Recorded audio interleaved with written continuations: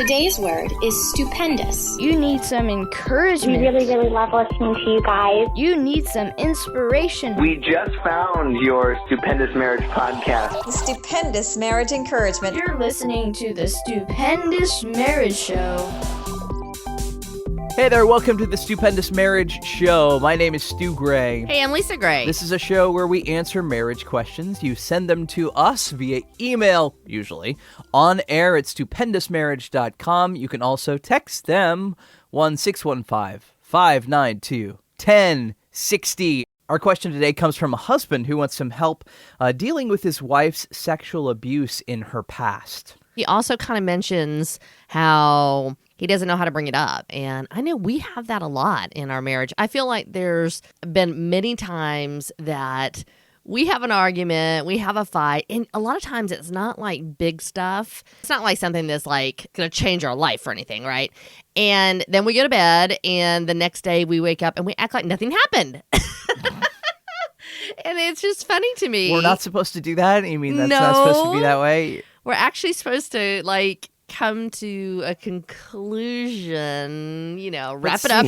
But see, if we go to bed, then that is a conclusion. Oh, and is we're that done. what it is? It's done. That's the conclusion of the day, and it's in the past. So let's move forward. Oh, see, my gosh. You're right. That's not as healthy as it probably could be. Well, I mean, just yesterday, we were trying to record, and we just couldn't get on the same wavelength, and I ended up leaving. You were kind of...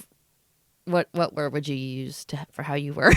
Because I have my words, but I don't know if yours would be the same. I was pleasant and wonderful. Oh, I was loving and caring. That was definitely not my words. I was short with you, and I'm sorry. Yes. Well, and so the thing is I leave, and I'm gone most of the day. I get home, and after I've been here for a little bit, I went up to you, and I was like, hey, is there anything you want to say to me? And, of course, you're like, yeah, what's for dinner? I'm like, okay. Anything else? And after about 3 times, you finally said, sorry. And it was just funny because I'm like, I don't know that you would have brought it up. That's a perfect example. It's kind of gone past. It's no longer tense. And we don't generally do that well where we actually stop and go, hey, hold on. Time out. I messed up here, or I was hurt here, or whatever the case may be. And it is harder than people think to bring up a tender subject. Well, and it also was a good example of differing expectations. Right. Because we were going to try something different with the show, or at least that was my vision of what we were going to do. And you wanted to come in and just answer a question like we normally do. Mm-hmm. And so I was prepared to do one thing. You were prepared to do a different thing. And expectations were different. We couldn't get past them in that moment. And so it took me a while as a male and as a guy who, once the train is moving, it takes it a long time to slow down and stop. Once I don't know if I'd call it anger, but high emotion was really charged from that conversation, I was trying to process through it and trying to let go of expectations and all that sort of stuff. And yeah, I probably wouldn't have gone back to it, but thank you for getting me back to that place. It's good for you, honey. So to this listener, we understand, dude. We really understand. It's hard to have difficult conversations when things are not being difficult. So. And with all of that, we will get to this email next.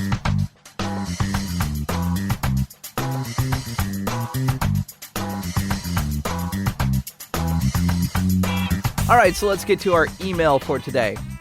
I want to thank you guys. You guys don't preach puppies, rainbows, and cotton candy. Also, you don't preach marital fire and brimstone. You're honest about struggles and trials. I've recently started rekindling with my wife, and that's how I found y'all. I searched for Christian marriage, and you piqued my interest with all the sex titles. Yep, typical guy. I also want to thank you for the inspiration. You and another podcast have inspired me to start my own podcast. That's cool. As for marriage questions, I really only have one. How can I help my wife deal with her sexual abuse when she was knee-high to a grasshopper? For the most part, it doesn't pop up much, but when it does, she doesn't talk to me about it. But like I said, I sucked at being a hubby for a season, so she may not have felt safe. I've spoken with her about it, and I told her I worry about it, but I don't want to ask her about it if it's not on her mind and trigger a psychological response. So I need her to initiate the conversation. The example I gave is I ask her how she's doing because she isn't acting right, and she says nothing. If my response is, oh, is it your abuse? Now, if she just had a slight headache and now she's thinking of that and has a slight headache, I do hope to hear back from you. That's exactly what we were just talking about. It's really hard when you have an elephant in the room, especially in this situation because it is a big deal, that you don't bring it up at the wrong times where it causes that person. I know for you, like there was a while there that you were dealing with some health stuff, and I almost every day was like, hey, how are you feeling? Hey, how are you feeling? And then I realized one day I'm making him stop when he's not thinking about his health stuff and think about his health stuff. Yeah. So I stopped asking, because I didn't want to bring up the thing that you're trying not to think about it. But then I also wanted to know how you're doing. So it's a really slippery slope of what you do when you have that type of situation in your marriage. I think your support mindset is a really good place to be. You're wanting to support her, you're wanting to love her well, but you're not wanting to open that can of worms.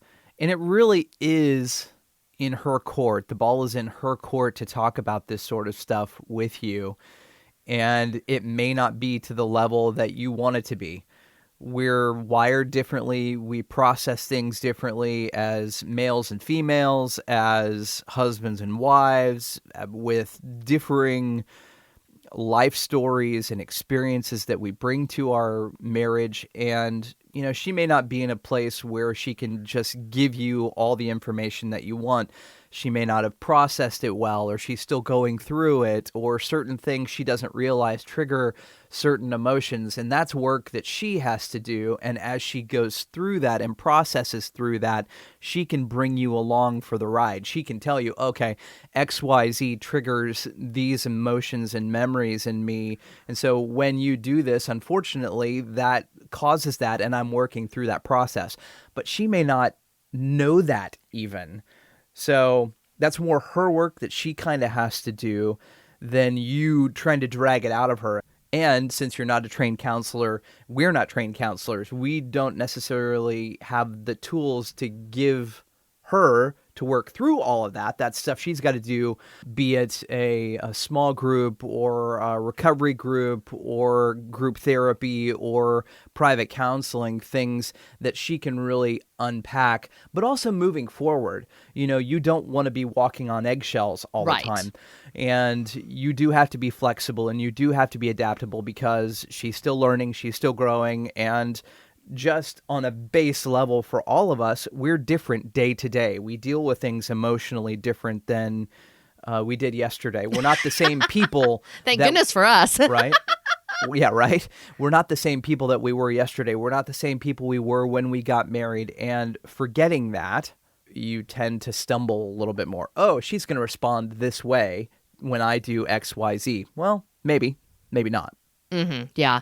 The thing is, you do have to talk about it. I do think it's important for you guys together to have some type of conversation. I know for us and our journey with the addiction to pornography, I feel like one of the turning points is when we finally got to the place that we could have a conversation about it, a non-emotional, just like you could go, this is how I feel, this is how my emotions are about this.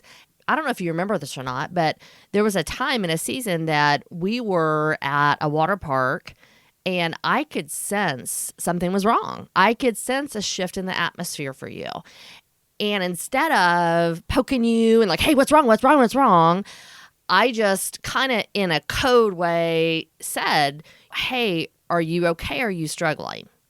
And I think the way I phrased it, I don't even remember exactly what I said, was really helpful for you because you were able to go, I'm struggling. And I was able to be like, hey, how can I help? And so we literally changed the area of water park we were in, went to an area where there are less half-naked women, and just took a break. And you just talking to me about it for a couple minutes while our son was playing, really, like, it completely deflated and went away. I think at some point in time, if you can have a productive conversation, something like, I know that this is not something you want to talk to me about. I know it's something you're still processing, but how can you and I come together and work at this as a team so that I can support you better? Is there a trigger word you can say to me? So when you are thinking about that, you can say, yeah, I'm thinking about that situation, to where then I know just to back off, to give you a hug, not to try to dig in. Is there a way that you guys can learn to communicate about it without communicating about it? Does that make sense? To where you can support her when she's in that mindset, and she can tell you she's in that mindset without having to bring it all back up. I've learned through recovery that just being able to talk about stuff brings healing and lifting of that spirit. You were talking about being at the water park and being in a different place at the water park where, 90% of women aren't clothed, because that doesn't happen at a water park. We were in the kids area, so it was a lot better. I'm just joking. But what happens is in that moment, I can feel it heavily on me. But just the release of going, hey, I'm having this issue right now, and I really just needed to, it's like when you're making tea and the tea kettle goes, and it whistles, you take the pressure off by talking about it. And you did it well in that situation because I didn't feel attacked. I didn't feel controlled. I didn't feel like you were pressuring me. I just felt like you were standing there supporting me, and I was able to go, man, I just feel like all this body part stuff and all this flesh, and oh my gosh, and I do feel overwhelmed right now, and it's fine. I'm not attracted to anything. It's just on me. And all of a sudden it was like, whew, and it lifts. That's been the beauty of recovery and just the work that I've done, and that really does help. So if you can support your wife in her thing, you realize a tension or something going on. Hey, I'm here to listen. I don't want to poke at you or prod you. Do you want to talk about it? Might be helpful and supportive to her. And honestly, I had not handled it well many other times where I had, what's wrong? What's wrong? What's wrong? Talk to me. Why won't you talk to me? And thankfully we had had a good conversation about how we could stand together in that. And when it happened, and I felt it, I instantly felt it. Like exactly what this husband said. He felt like there was something wrong, and I could feel it. But instead of making a big production out of it or picking on you about it, I just opened the door, gave you the opportunity to be able to vent a little bit. You were in the position to do that, and it completely deflated. And I do think in order to get to that place, though, you have to have a big conversation. There has to be one big, good timing, non-emotional, let's sit down next Saturday at 3:00 and have a conversation about how to do this better, because I feel like this is the elephant in the room and I don't know how to support you in this. That's an updating of your relationship. That is a coming together and going, hey, I'm checking in. This is the big check-in. Where are you emotionally with this, and how can I help you, and how can I communicate well with you, and how can you communicate well with me? That is updating your relationship, updating your marriage, getting up to date with where you are, where we are, how we want to handle this going forward, and then you go forward and try to do those things together and love one another well in that. You have to be intentional. When you're the spouse that's trying to be the supportive one, you have to change your dialogue, because my natural inclination would be like, hey, what's wrong? What's wrong?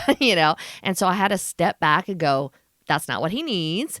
He needs me just to be like, hey, something going on? Are you struggling? And that's all I needed to say. And learning what your spouse needs and how to communicate well with them will really help in this situation. We appreciate your email. You can send us yours on air at stupendousmarriage.com. Here's some housekeeping and some cool updates. We're now on Spotify, so if you have the Spotify app, you can find the Stupendous Marriage show there, and we'd love for you to listen there if you do listen on Spotify. But you can always find the show on any of your favorite podcast players. That's just fun to say. You can also send us your text if you've got a marriage question, 1-615-592-1060. Talk to you next time. See ya. Yeah. Like the show? Like the show. Yeehaw. Share the podcast. Tell another couple. Hold on. Hold up. Da-da-da-da-da-da. Cha-cha-cha. All righty. What's it? What's happening? I also wanted to thank you for the inspiration you and another podcast. How can I help my wife deal with As for marriage questions, I really only...